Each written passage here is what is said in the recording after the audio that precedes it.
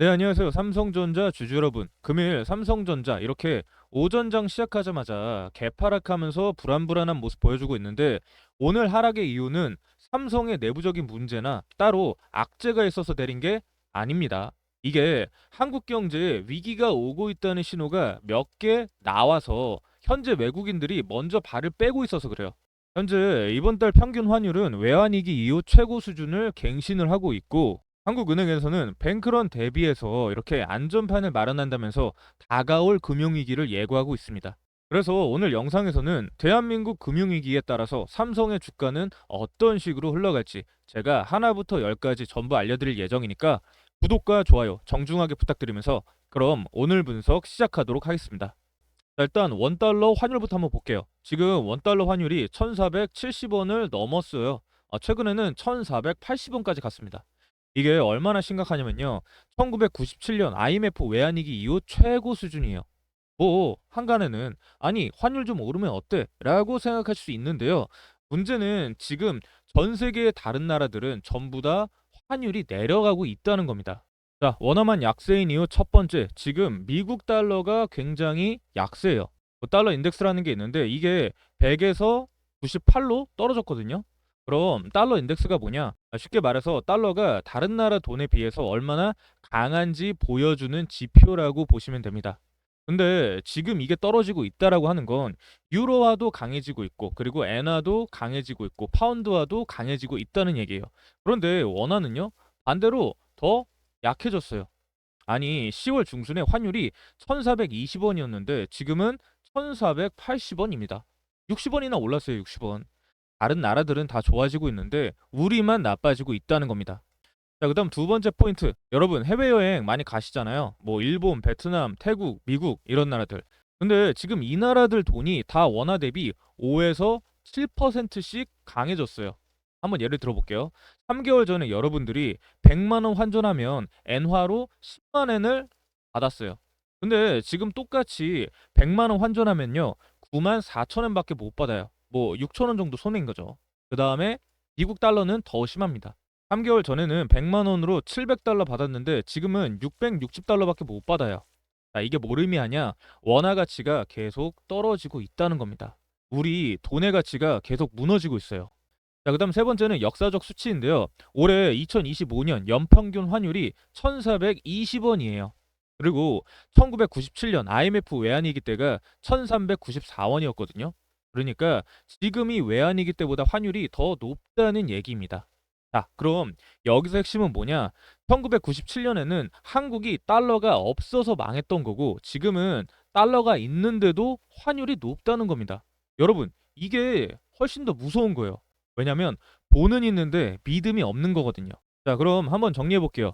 환율이 현재 1480원까지 올라왔고 다른 나라 환율은 다 내려가는데 우리만 올랐고 IMF 때보다 더 높은 수준이다. 이렇게 보시면 될 것 같아요.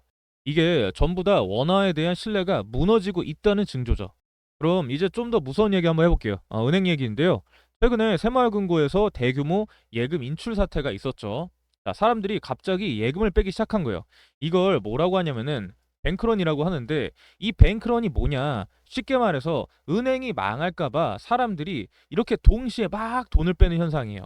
이게 2023년 미국에서 실리콘밸리 은행이 이틀 만에 예금의 85%가 빠져나가서 망한 적이 있거든요. 한국에서도 지금 비슷한 조짐이 보이기 시작한다라는 거죠. 한국은행이 뭘 했냐면요. 긴급 여신 제도라는 걸 만들었습니다. 이게 2026년 1월부터 시작이 되는데요. 바로 다음 달이에요. 그럼 여기서 말하는 이 긴급 여신 제도가 뭐냐?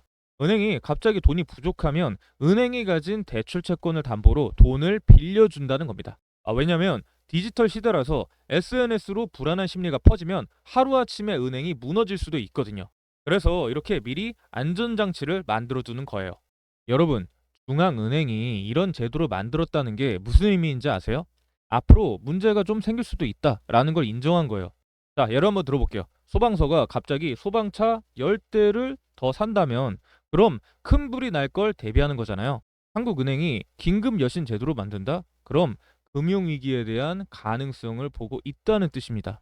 실제로 하는 관계자가 뭐라고 했냐면요. 금융기관 자산의 69.8%가 대출 채권인데 이걸 담보로 쓸 수 있게 해서 유동성 리스크에 대응을 하겠다. 이렇게 얘기를 했어요. 그럼 여기서 말하는 유동성 리스크가 뭐냐? 은행이 갑자기 돈이 없어지는 위험이죠. 자, 그다음 세 번째 포인트는 확산에 대한 가능성인데요. 새마을금고는 아시다시피 제2금융권이에요. 은행보다 작은 곳이죠. 그런데 여기서 뱅크런이 시작됐다라고 하는 건 다음은 저축은행, 그 다음은 시중은행으로 번질 수 있다는 겁니다. 현재 정부가 5천만 원 이상 예금도 전액 보장한다고 발표를 했어요. 이게 뭘 의미하냐면 사태가 심각하다는 걸 정부도 알고 있다는 거예요. 자, 그럼 여기서 핵심은 뭐냐? 금융 시스템 전체에 대한 신뢰도가 흔들리기 시작했다는 겁니다.